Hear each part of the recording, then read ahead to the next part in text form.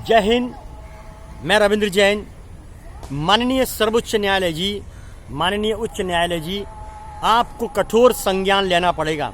आज भारत के अंदर घी की खपत और दूध की खपत जितनी है उससे डबल मिलावट बनाकर बेचा जाता है। इस वजह से हमारे देश के लोग बीमार और कमज़ोर होते जा रहे हैं। ये बड़ा एक षड्यंत्र है कि हमारी एजेंसियां आखिर क्या करती हैं। इसमें समझने का विषय है कि आखिर हमारी एजेंसियां क्या करती हैं। या तो इनका एजेंडा मिलीभगत क्योंकि एजेंसियों की जिम्मेदारी है मिलावटखोरों के ऊपर छापे डालें और उनका पूरा गढ़ निस्ताबूत करें। लेकिन आज तक ऐसा नहीं होता। 2-4 पकड़े जाते हैं, बाद में उससे ज़्यादा कहीं पैदा हो जाते हैं।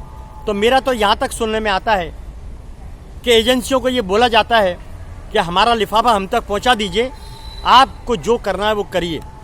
माननीय सर्वोच्च न्यायालय जी, अगर कहीं आग लगती है तो चिंगारी इसकी बड़ी वजह होती है। आग ऐसे नहीं लगती, और जब आग लगी है तो धुआं उठना स्वाभाविक है।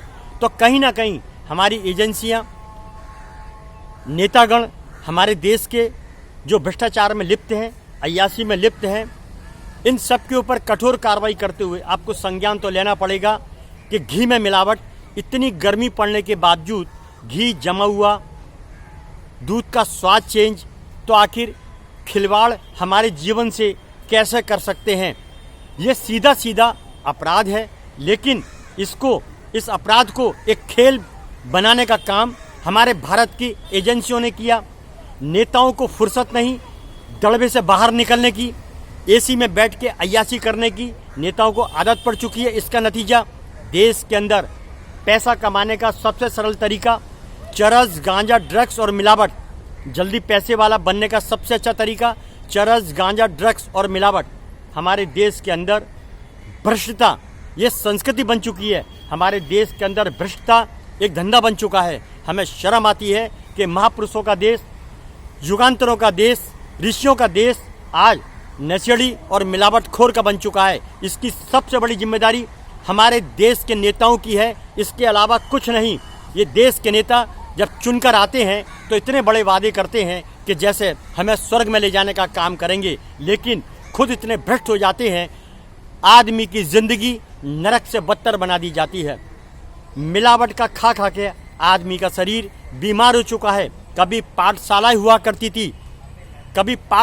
करती थी, लेकिन आज हिंदुस्तान के अंदर इतने हॉस्पिटल तैयार हो चुके हैं जिसका कहना गिनना नामुमकिन है। ये बेहद शर्म का विषय है कि हॉस्पिटलों की तादाद बढ़ती जाती है और आदमी बीमार से बीमार होता जाता है। इसकी सबसे बड़ी वजह मिलावटखोरों का धंधा बड़े जोरों से चलता है।